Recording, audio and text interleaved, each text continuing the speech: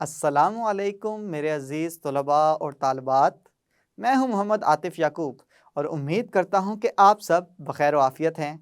आप मुझसे पढ़ रहे हैं क्लास दहम की फ़िज़िक्स और क्लास दहम की फ़िज़िक्स में हम अपनी किताब का पहला unit simple harmonic motion and waves पढ़ रहे हैं। Simple harmonic motion and waves के अंदर हम मशक जारी रखे हुए हैं और इस सफ़र में हमने अपने पिछले लेक्चर में सवालात का इयादा इस हिस्से के पहले 3 सवालात हल करना सीख लिए हैं। आज मज़ीद इस सफ़र को आगे बढ़ाएंगे और मज़ीद 3 सवालात यानी कि 10.4, 10.5 और 10.6 को हल करना सीखेंगे। हमेशा की तरह चीज़ें आसानी की तरफ लेके चलूँगा ताकि अगर आपको कहीं पे कोई भी मुश्किल पेश आए तो आप मेरे लेक्चर को सुनें, किस तरह से मैंने उस मुश्किल को आसानी में तब्दील किया है वो सीख लें, तो इसी तरह से अपने अंदर आप भी उस चीज़ को पैदा करने की कोशिश करें। तो चलें आज 3 सवालात सीखने के लिए चलते हैं अपने लाइट बोर्ड की जानिब। जी तो स्टूडेंट्स, हम आज के लेक्चर के पहले सवाल और वैसे आपकी किताब के अंदर ये सवाल 10.4 है, इसको हल करने की जानिब बढ़ेंगे। सबसे पहले इबारत पढ़ते हैं और देखते हैं कि हमसे क्या चीज़ें पूछी जा रही हैं। हमसे पूछा ये जा रहा है कि वेव को आप कैसे बयान कर सकते हैं, यानी कि यहाँ पे आपको वेव की तारीफ़ लिखनी पड़ेगी और साथ ही साथ ये भी पूछा जा रहा है कि मैकेनिकल और इलेक्ट्रोमैग्नेटिक वेव्स के दरमियान फ़र्क वाज़िया करें और साथ ही साथ इन मैकेनिकल वेव्स और इलेक्ट्रोमैग्नेटिक वेव्स की मिसालें भी देनी हैं। इस सवाल में नंबरों की तकसीम कुछ इस तरह से होगी कि एक नंबर आपको मिलेगा वेव की तारीफ़ करने का और दूसरा जो नंबर आप हासिल कर सकेंगे वो होगा इस मैकेनिकल और इलेक्ट्रोमैग्नेटिक वेव्स की तारीफ़ और साथ एक एक मिसाल करने का, यानी आधा नंबर मैकेनिकल वेव्स की तारीफ़ और उसकी मिसाल और आधा नंबर इलेक्ट्रोमैग्नेटिक वेव्स की तारीफ़ और उसकी मिसाल। तो चलें हम जिस तरह से सवाल पूछा गया है उसी तरह से हल करने की कोशिश करते हैं। सबसे पहले तो पूछा गया है कि वेव्स क्या हैं, आपने वेव्स की तारीफ़ बतानी है, तो वेव्स की हेडिंग दे देंगे और चलें तारीफ़ की जानिब बढ़ते हैं। तारीफ़ इसकी कुछ इस तरह से की जाती है कि वेव किसी वास्ते या मीडियम में पैदाशुदा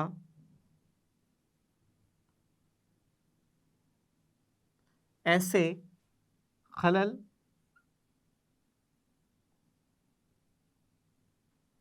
को कहते हैं जिसकी वजह से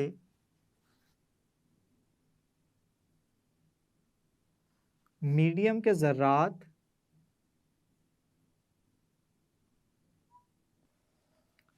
अपनी वस्ती पोजीशन के इर्द गिर्द मतवातर, मतवातर का मतलब मुसलसल वाइब्रेटरी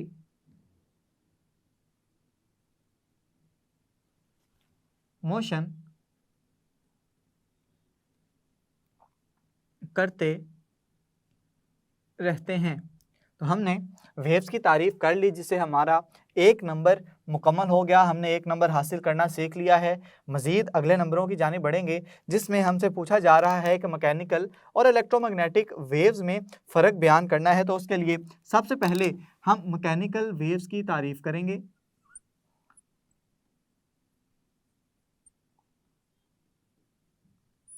और मैकेनिकल वेव्स कैसी वेव्स होती थी? मैकेनिकल वेव्स ऐसी वेव्स होती हैं कि जिनको एक मीडियम से दूसरे मीडियम तक पहुंचने के लिए किसी मीडियम की ज़रूरत होती है। तो चलें हम मैकेनिकल वेव्स को अल्फाज की सूरत में किस तरह से लिखना है ये देख लेते हैं। हम कहेंगे कि ऐसी वेव्स जिनके गुजरने के लिए किसी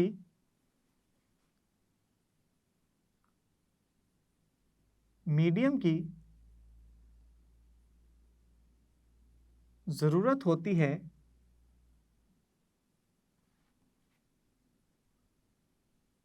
मैकेनिकल वेव्स कहलाती हैं। अब हमसे सवाल में यह भी पूछा जा रहा है कि हर एक की मिसालें भी आपने लिखनी हैं। तो चलें हम यहाँ पे मिसाल की हेडिंग दे लेंगे कि कौन सी वेव्स हैं मैकेनिकल वेव्स। हम सबसे पहले देखेंगे कि पानी की वेव्स जो हैं वो मैकेनिकल वेव्स होती हैं। और पानी की वेव्स मैकेनिकल वेव्स किस तरह से होंगी।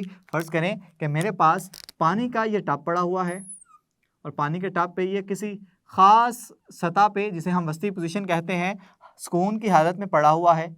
अब जैसे ही मैं इस मीडियम के अंदर यानी पानी के अंदर कोई खलल पैदा करूंगा तो खलल की वजह से पानी की सतह के ऊपर वेव्स जो हैं इस तरह से पैदा होना शुरू हो जाएंगी। अब ये पानी की वेव्स पैदा होने के लिए पानी का दरकार होना बहुत ज़्यादा ज़रूरी है। पानी के बगैर पानी की वेव्स आप किस तरह से पैदा करेंगे। तो इसका मतलब है कि यहाँ से यहाँ तक वेव को पहुँचने के लिए पानी यानी कि मीडियम की ज़रूरत है। तो इस वजह से हम कहेंगे कि ये जो पानी की वेव्स हैं ये मैकेनिकल वेव्स हैं। और साथ ही साथ एक और मिसाल लिख लें जो कि है जी sound waves. Sound waves mechanical waves किस तरह से होंगे। आप मेरी आवाज़ सुन रहे हैं, आपको मेरी आवाज़ पहुंच रही है, ये इस वजह से पहुंच रही है कि मेरे इर्द गिर्द हवा के ज़रात मौजूद हैं। अगर हवा के ज़रात मौजूद ना हो तो हम कोई भी आवाज़ नहीं सुन सकेंगे, जिससे ये बात साबित होगी कि साउंड वेव्स को एक जगह से दूसरी जगह पहुंचने के लिए किसी मीडियम की ज़रूरत होती है। अगर आपको मैकेनिकल वेव्स और उसकी मिसालें समझ आ गई तो चलें दूसरी जो किस्म है जिसमें हमने फ़र्क करना है इलेक्ट्रोमैग्नेटिक वेव्स, उसकी हेडिंग दे लेते हैं और देखते हैं कि उसमें क्या चीज़ बयान की जाएगी। इलेक्ट्रोमैग्नेटिक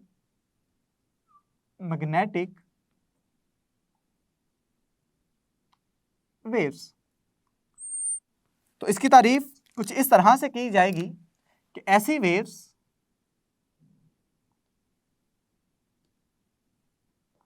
जिनके गुजरने के लिए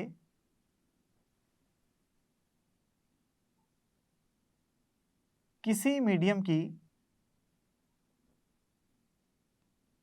ज़रूरत ना हो, इलेक्ट्रोमैग्नेटिक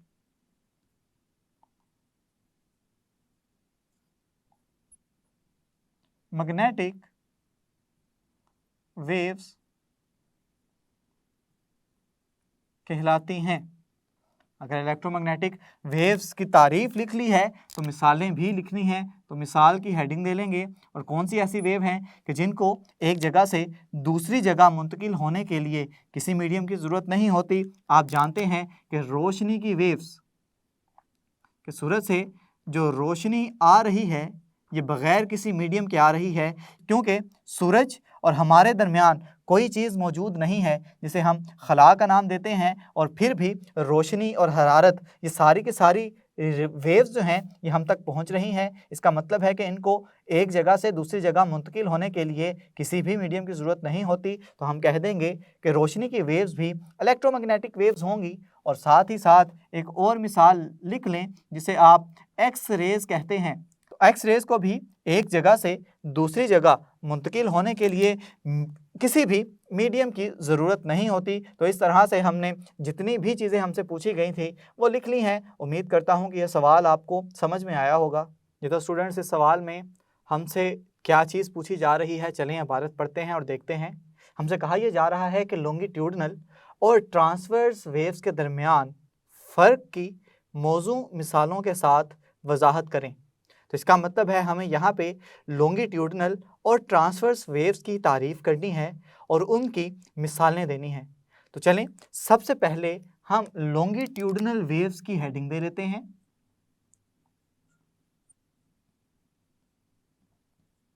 लॉन्गिट्यूडनल वेव्स, ये हेडिंग दे ली गई जी। अब हमें लॉन्गिट्यूडनल वेव्स की तारीफ़ करनी है। सबसे पहले तो पता होना चाहिए कि ये लॉन्गिट्यूडनल और ट्रांसवर्स वेव्स किन वेव्स का हिस्सा हैं। क्या ये मैकेनिकल वेव्स की अक़साम हैं या इलेक्ट्रोमैग्नेटिक वेव्स की अक़साम हैं। तो लेक्चर्स में हम बड़े अच्छे तरीके से ये पढ़ चुके हैं कि लॉन्गिट्यूडनल और ट्रांसवर्स वेव्स मैकेनिकल वेव्स की अक़साम हैं। तो जब भी हम लॉन्गिट्यूडनल या ट्रांसवर्स वेव का जिक्र करेंगे तो साथ में हम मैकेनिकल वेव्स का भी जिक्र करेंगे कि ये मैकेनिकल वेव्स की अक़साम हैं। तो अगर लॉन्गिट्यूडनल वेव्स की तारीफ़ आपसे पूछ ली जाए तो लॉन्गिट्यूडनल वेव्स की तारीफ़ आप कुछ इस तरह से करेंगे कि ऐसी मैकेनिकल वेव्स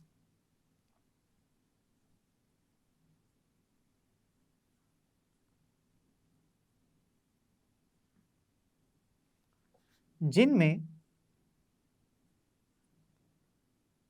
मीडियम के ज़र्रात की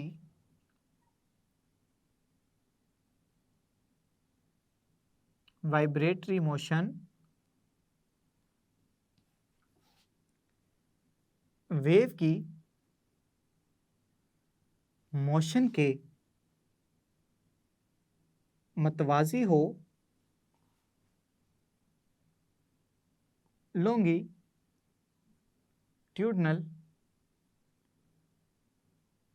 वेव्स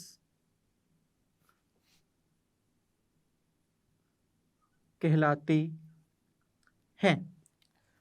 अब इसमें हमने पढ़ा यह था कि अगर किसी भी मीडियम में आपने अगर लॉन्गिट्यूडनल वेव्स पैदा करवानी है तो फ़र्ज़ करें कि मेरे पास अगर ये स्लिंकी है, स्लिंकी आप जानते हैं एक नरम से स्प्रिंग को कहा जाता है।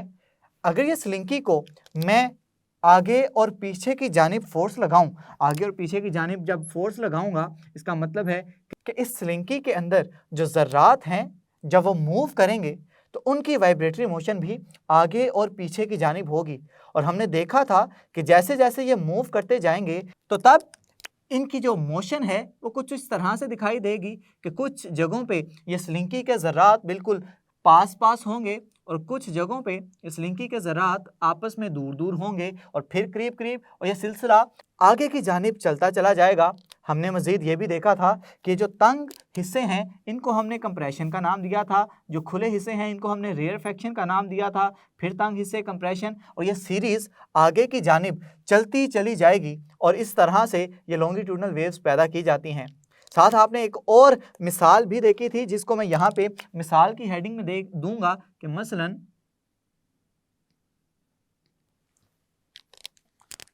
Sound waves.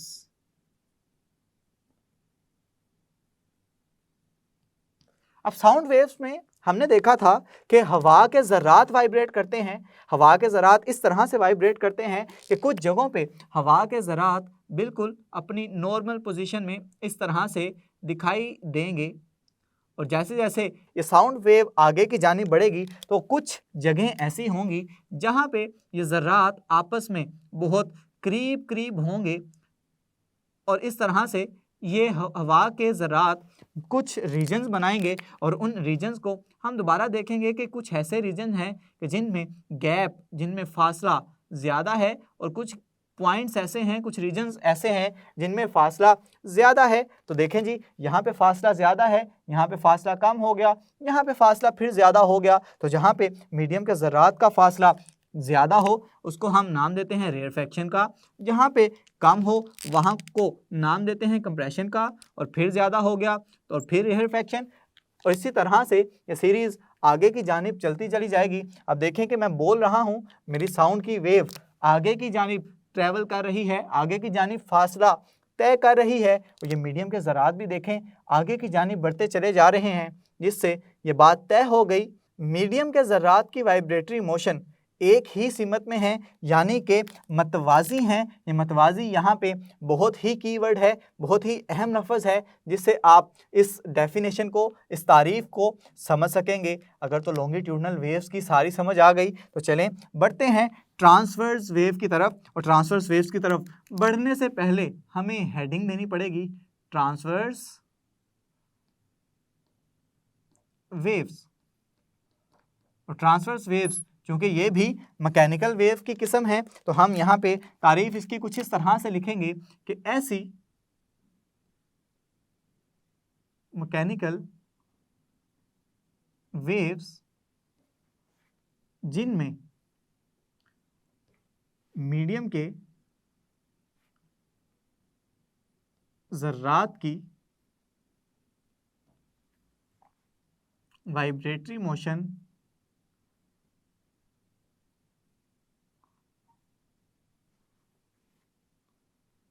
वेव की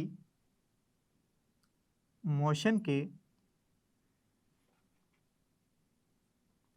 आमूदन होती है ट्रांसवर्स वेव्स कहलाती हैं। तो इससे हमारी ट्रांसवर्स वेव्स की तारीफ भी हो गई और हमने ये भी देखा था कि ट्रांसवर्स वेव्स को अगर पैदा करना है तो उसके लिए दोबारा से स्लिंकी का सहारा लिया जाएगा। स्लिंकी दोबारा बताता चलूँ नरम स्प्रिंग को कहते हैं और अब की बार जो फोर्स लगाई जाएगी स्लिंकी पे, इस स्लिंकी पे अप और डाउन यानी ऊपर और नीचे की जानिब फोर्स लगाई जाएगी, जिससे इस स्लिंकी के अंदर पैदा होने वाली वेव्स की शक्ल कुछ इस तरह से आपको दिखाई देगी कि ये वेव कुछ इस तरह से पैदा हो रही हैं कि इनका कुछ हिस्सा ऊपर की जानिब जा रहा है और कुछ हिस्सा नीचे की जानिब जा रहा है। और ऐसे हिस्से को जो कि ऊपर की जानिब जाता था हम क्रस्ट का नाम देते थे और ऐसा हिस्सा जो नीचे की जानिब रहता था इसको हम ट्रफ का नाम देते थे। और इससे हमने ट्रांसवर्स वेव की तारीफ भी कर ली। उसकी मिसाल अभी देखना बाकी है। यहाँ पे तो हमने देख लिया कि ट्रांसवर्स वेव्स पैदा किस तरह से की जाती हैं। स्लिंकी से हम लॉन्गिट्यूडनल वेव्स भी पैदा कर सकते हैं, ट्रांसवर्स वेव्स भी पैदा कर सकते हैं, तो लिहाजा इनकी मिसाल देना ये ज़्यादा मुनासिब नहीं होगा। उसने सवाल में कहा है मौजू मिसाल देनी है कि ऐसी मिसाल दें जो सिर्फ एक ही किस्म के अंदर मुनासिब हो। तो यहाँ पे हम मिसाल जो देंगे वो होगी मसलन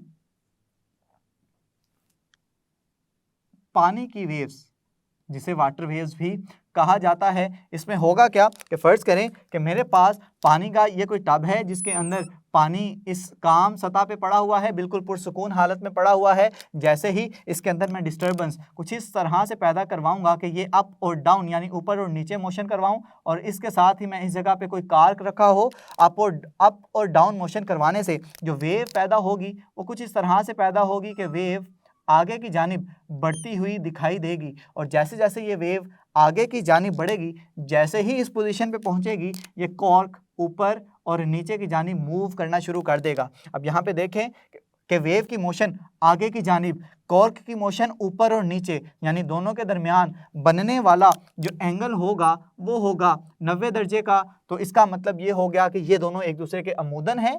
तो इसका मतलब है कि ये ट्रांसवर्स वेव की एक बेहतरीन एग्जाम्पल है। तो उम्मीद करता हूँ कि ये सवाल भी आपको समझ में आ गया होगा। अगर ये सवाल समझ में आ गया है तो चलें बढ़ते हैं एक और अगले सवाल की तरफ। जी तो अजीज़ तलबा व तालबात, हम पहुँच चुके हैं अगले सवाल की जानिब, जो कि इस लेक्चर का तीसरा और आपकी किताब का छठा यानी 10.6 है। उसमें हमसे कहा यह जा रहा है कि ऐसी ट्रांसवर्स वेव तश्कील दें कि जिसका एम्पलीट्यूड 2 सेंटीमीटर हो और जिसकी वेवलेंथ 4 सेंटीमीटर हो।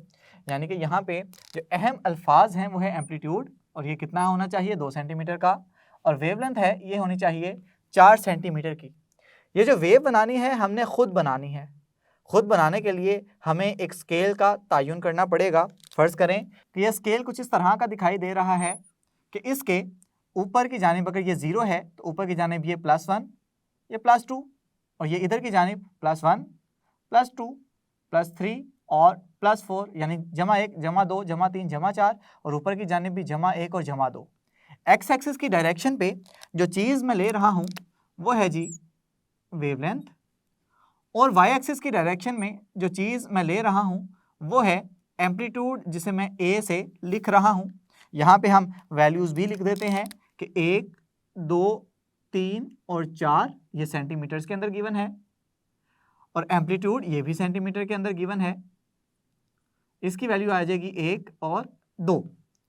अब हमें वेवलेंथ यानी कि पूरी वेव यहाँ से शुरू हो और यहाँ पे ख़त्म होनी चाहिए, और वेव की हाइट यानी कि उसका वस्ती पोजीशन से ज़्यादा फासला ये होना चाहिए 2 सेंटीमीटर का। अगर ये बात समझ आ गई, हम कह रहे हैं कि वेव यहाँ से शुरू हो बिल्कुल यहाँ से और यहाँ पे ख़त्म हो, तो वेव का मिड पॉइंट वस्ती पोजीशन उसकी आएगी यहाँ पे। इसका मतलब है कि वेव का आधा हिस्सा इस जानिब होगा, आधा हिस्सा इस जानिब होगा, क्योंकि हमने देखा है कि वेव दिखने में कुछ इस तरह से दिखाई देती है। ये एक वेव पूरी हो जाती है कि एक आधा हिस्सा यहाँ पे आएगा, आधा हिस्सा यहाँ पे आएगा। इसका मतलब है कि 2 सेंटीमीटर पे वेव का ये वाला हिस्सा आएगा और 2 सेंटीमीटर पे वेव का ये वाला हिस्सा आएगा। तो चलें बनाने की कोशिश करते हैं। बिल्कुल इस जगह पे इस वेव का मैक्सिमम पॉइंट जाना चाहिए, इससे ऊपर नहीं जाना चाहिए। तो हम कहेंगे कि वेव इस तरह से आगे बढ़ेगी कि यहाँ जाएगी, यहाँ से गुजरने के बाद दोबारा 0 पे, और गुजरते गुजरते वेव का जो नीचे वाले भी 2 हिस्से हम बना लेते हैं। ये जितना ये पॉइंट है बिल्कुल इतना ही ये पॉइंट होना चाहिए। ये आ जाएगा 1 और ये आ जाएगा 2। अब इससे हमें इससे नीचे नहीं जाना, यानी कि हमारा जो मिनिमम पॉइंट है ये बिल्कुल इसकी बिल्कुल सीध में ये 3 के नीचे आ जाएगा। तो जहाँ पे वेव नीचे की जानिब ट्रैवल करेगी और ट्रैवल करते करते 4 पे इस तरह से ख़त्म हो जाएगी। अब हम यहाँ पे देख सकते हैं कि इस वेव की लंबाई जो है यहाँ से शुरू हो रही है और यहाँ पे जाके ख़त्म हो रही है और वेव लेंथ 4 सेंटीमीटर आ गई यहाँ की।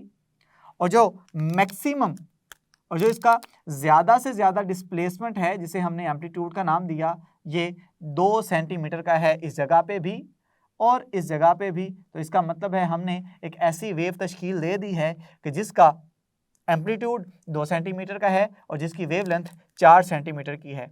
हमसे सवाल में ये भी पूछा जा रहा है कि क्रस्ट और ट्रफ की निशानदही भी करनी है। हम जानते हैं कि ट्रांसवर्स वेव के वो हिस्से जो वस्ती पोजीशन से ऊपर हों इनको क्रस्ट का नाम दिया जाता है और ऐसे जो वस्ती पोजीशन से नीचे हों उनको ट्रफ का नाम दिया जाता है। तो हम सिंपली कह देंगे कि ये वस्ती पोजीशन से ऊपर वाला हिस्सा ये कहलाएगा क्रस्ट और वस्ती पोजीशन से नीचे वाला हिस्सा ये कहलाएगा ट्रफ। तो ये नहीं जी, बस इतना सिंपल सा और इतना आसान सा हमारा 10.6 सवाल था। उम्मीद करता हूँ कि आपको इसकी बड़े अच्छे से समझ आ गई है। तो मेरे अजीज़ तलबा और तालिबात, आप मज़ीद 3 सवालात को हल करना सीख गए हैं। आज के लेक्चर में 10.4, 10.5 और 10.6 को हल करना सीख लिया है। आइंदा आने वाले लेक्चर में मज़ीद इस सफ़र को जारी रखेंगे। तब तक के लिए अपना बहुत सा ख्याल रखें, अपने से ज़्यादा दूसरों का। खुश रहें, खुशियाँ बांटें। अल्लाह हाफिज़।